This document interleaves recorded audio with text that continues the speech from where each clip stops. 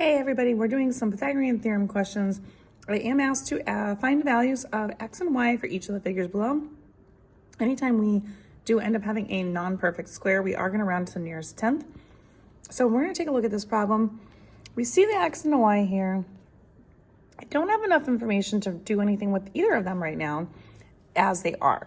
However, I do know that this piece and this piece are equal to each other because there is a line indicating congruent pieces. That means that this and this is the same because of this little line that they match up with.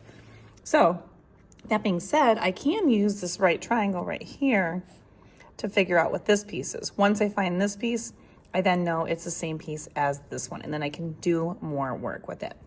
So we're going to start off by figuring out this triangle right here. We do have the two legs. We are missing the hypotenuse. So we're going to set this up as 7 squared plus 11 squared, and we're going to set it equal to our hypotenuse squared, which is c. 7 squared is 49. 11 times 11 is 121. And then we will have that. And then we're just going to go ahead and we're going to add the 49 plus the 121. And we're going to get 170, which is not a perfect square. So we're going to end up having to estimate, or not estimate, but use a rounded number. So when I square root, we're going to get an approximation here. On our calculator, we're just going to hit the second button and this button. If you have this calculator right here, that's how you do the square root. And we're just going to do 170. So we're just going to type 170 here, hit equals, and we get an answer of 13-ish.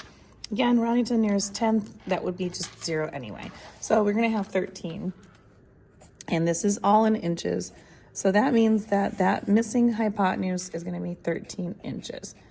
Now, because this piece and this piece are the exact same, that means that this x right here is going to be 13 inches as well. So now I know x is equal to 13 inches in this one.